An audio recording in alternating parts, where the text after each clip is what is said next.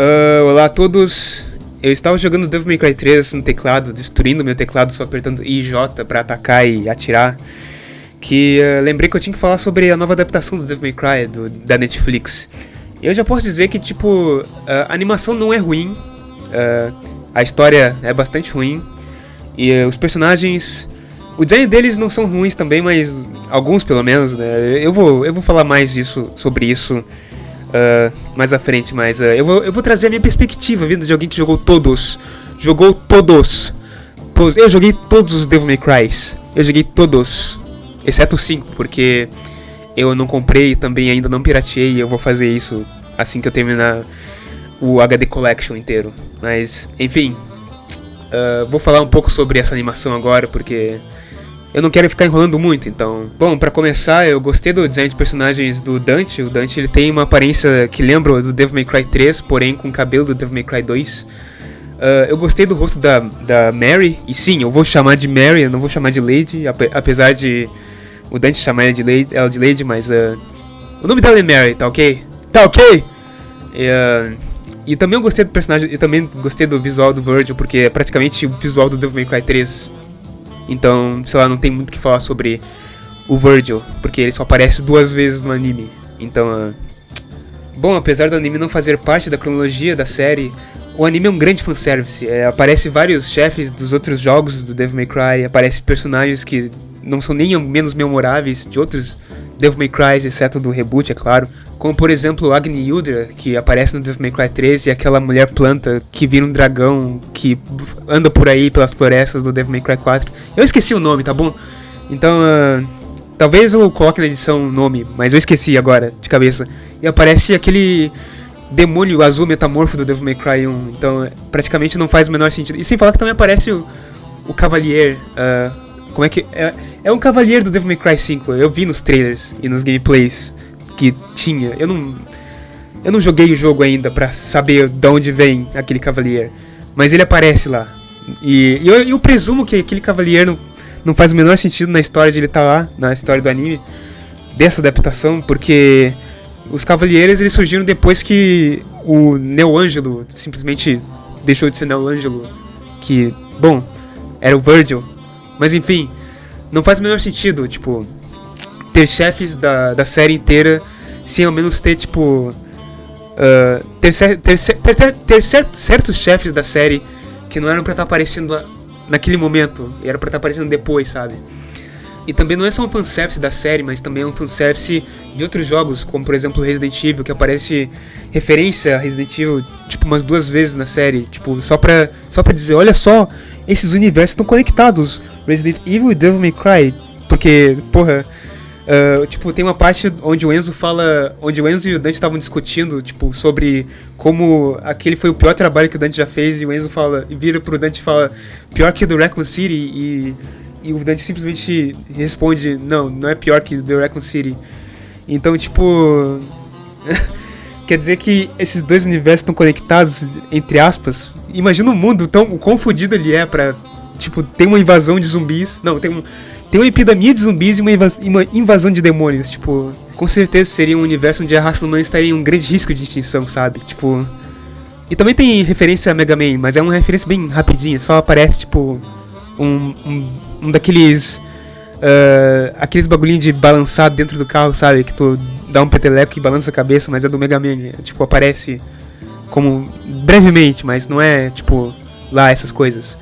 Referência aos personagens, eu achei esse Dante meio Deadpool das ideias, sabe? Sempre fazendo referências a, esqueleto do He-Man e sei lá, sempre, ele é constantemente brincalhão, mas não de um jeito como se fosse na série em si, que ele é brincalhão porque ele sabe o quão poderoso ele é perante os outros demônios, mas ao mesmo tempo ele sabe, da gravidade onde ele tá, do trabalho onde ele tá fazendo. Esse Dante, praticamente, ele simplesmente, ele é um cara que sabe que ele é foda, mas ao mesmo tempo ele não sabe de onde vem o poder dele, sabe? Diferente do Dante da série, que ele praticamente sabe de onde vem o poder dele, ele sabe que ele é meio humano, meio demônio, mas ele usa o poder dele de demônio pra proteger os humanos, sabe? De outros demônios. Agora falando do pior personagem de todos dessa adaptação, a Mary. E o motivo dela ser muito ruim, porque ela praticamente ela é uma espécie de fantasia de girl boss, de alguma de alguma roteirista que fez essa personagem ser o que ela se tornou, sabe? Ela é praticamente, a cada palavra, a cada frase ela fala um palavrão, sabe? É sempre fuck. E tipo, acaba sendo não só irritante, mas um pouco infantil, porque nos jogos o arco da Mary é um arco de vingança. Tipo, o pai dela matou a mãe dela pra conseguir poderes demoníacos. Então ela vai atrás do pai dela, ela sobe o Teminigru com a sua moto ou a pé e mata vários demônios, e encontra o Dante e atira no Dante umas 2 vezes e depois, sei lá, mata mais demônios até encontrar o pai dela no chão. E o pai dela começa a enganar ela, dizendo que ele estava possuído, quando na verdade o pai dela ainda estava na busca de poder, de demônio, até que chega um ponto que ela consegue matar o pai dela. Esse é o arco da Mary. Tipo, é um arco de vingança. Na série praticamente não tem esse arco de vingança, não existe.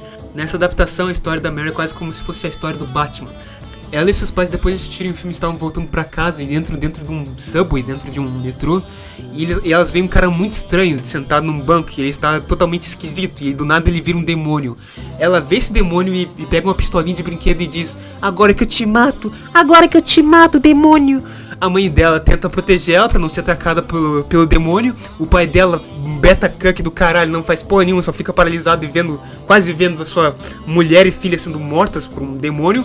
O demônio pula pra atacar ela, só que o demônio é atropelado por um trem. Daí, tipo, ele fica totalmente fascinado sobre demônios existirem. Ele tenta contar pra polícia o que aconteceu. Ele, sendo um beta cuck do caralho, vê que a polícia simplesmente não vai fazer a porra nenhuma, porque a polícia não vai acreditar em demônios, né? Porra, tipo, só porque tu vê não significa que é real.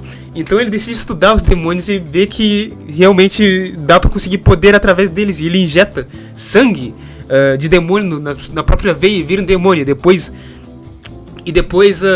ele devora a mãe da Mary. A Mary vê o pai dela devorando o demônio. O pai dela quase ataca ela, ainda criança. Tudo isso ainda criança. E ele acaba sendo queimado pelas chamas da própria ganância de poder. E é isso que termina, tipo, a história da Mary. E daí no futuro ela simplesmente fala: eu vou me vingar de todos os demônios. E ela entra pra uma agência que é especialista só em caçar demônios. E o resto é história. O resto é história. Na minha opinião, esse é um arco muito sem substância, sabe? Tipo, puta que pariu, é praticamente a história do Batman, só que contada no Devil May Cry. Ele tem um vice-presidente dos Estados Unidos que, bom, eu não preciso dizer muita coisa sobre ele é simplesmente um super cristão conservador, vilão, sabe? Ele é um tal bonzinho, mas ele na verdade ele é um vilão. É praticamente o que deu pra entender sobre ele, sabe? Tipo, então, ele é praticamente um personagem que é pra se dizer, é um personagem meio que punching bag, sabe?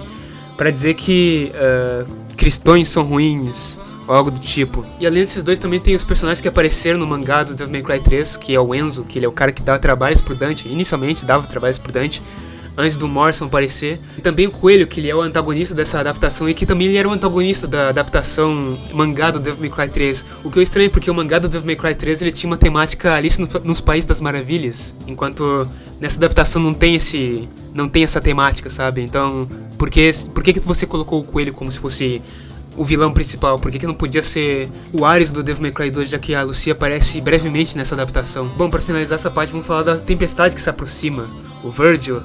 E eu não tenho muito o que falar sobre o Virgil, porque ele só aparece 2 vezes nessa adaptação, mas a única coisa que eu tenho pra reclamar sobre ele é que ele praticamente se tornou um servo leal do mundo, ao invés de ser um escravo, porque no Devil May Cry 1 ele era um escravo. E acho que era só isso que eu tinha pra reclamar sobre o Virgil, porque ele só aparece 2 vezes. A primeira vez não é nem ele, praticamente, é só aquele demônio metamorfo do Devil May Cry 1, eu acho que é do Devil May Cry 1, eu não lembro direito. E a segunda vez ele aparece, na verdade ele aparece 3 vezes, só que a segunda vez ele aparece como Nelo Ângelo, e o design desse Nelo Ângelo não é lá muito legal, porque o Nelo Ângelo no Devil May Cry ele é praticamente um cavaleiro negro, e nesse aí ele é tipo um Devil Trigger com armadura do Virgil. Tipo, não é um cavaleiro negro, praticamente falando. Ele é um cavaleiro negro, mas ele não é um cavaleiro negro. Não sei se dá pra entender. E nessa adaptação ele é praticamente leal ao mundo. Mas talvez na segunda temporada, talvez crie um arco sobre ele se rebelar contra o Mundus, ou Simplesmente ele só tá pretendendo ser leal ao mundo pra poder se rebelar contra ele em busca de ter mais poder, porque é praticamente o arco do Virgil é esse. É buscar poder, é só isso que ele quer. Ele só quer poder, sabe? Então, eu não tenho muito o que falar sobre o Virgil. Eu tava assistindo essa adaptação, eu tava gostando da história até chegando num ponto que ela ficou totalmente retardada, na parte onde eles começam a humanizar os demônios. Tipo, eles tentam trazer essa humanização, dizendo que os demônios são só, como se diz, refugiados do inferno, quando na verdade são só demônios, sabe? E, bem, é retardado demais, porque demônios são traiçoeiros, então por que diabos tu vai confiar num demônio em querer que ele viva em sociedade humana, sabe? Tipo, não faz o menor sentido essa história. E bom, no final eu não posso dizer muita coisa, porque o final é praticamente os Estados Unidos invadindo o inferno da mesma forma que os Estados Unidos invadiram o Irã, ou a Síria, ou qualquer outro país de Oriente Médio, sabe? Então, a história vai do nível normal ao nível retardado por completo. A adaptação é boa? Bom, eu gostei da adaptação, já que ela não é uma adaptação que faz parte da cronologia da série, assim como foi a adaptação em anime da Madhouse de 2007. E eu posso dizer que essa adaptação não é melhor que a de 2007, mas eu posso dizer que em questão de ação, essa adaptação é melhor que a de 2007, porque a adaptação de 2007 da Madhouse é praticamente um Day in the Life of Dante, sabe? É tipo, ele saindo pra começando de morango, aceitando alguns trabalhos, se endividando, tipo, é praticamente esse é o Dante de 2007. E essa adaptação de 2007 não teve muita ação, quer dizer, não tem quase nenhuma ação, sabe? Diferente dessa adaptação da Netflix, tem muita ação, mas a história é uma merda. Mas a história da Madhouse, do anime da Madhouse, ela segue praticamente a personalidade desses personagens, sabe? Diferente da adaptação da Netflix. E bom, é só isso que eu tenho pra falar sobre essa adaptação da Netflix. Eu não tenho muito o que falar vindo de um cara que fez Castlevania Nocturne, que foi uma tremenda porcaria. Mas pelo menos o primeiro anime do Castlevania foi legal, foi bacana. Então, a minha nota sobre essa adaptação de Devil May Cry é Michael Jackson dizendo Duro Fiches. Ela só é boa se tu não é um nerd fudido que jogou todos os jogos. Apesar de eu também ter gostado e ter jogado todos os jogos. Quer dizer, quase todos, menos os 5. Então, é isso aí, caras. Bye bye! Bye!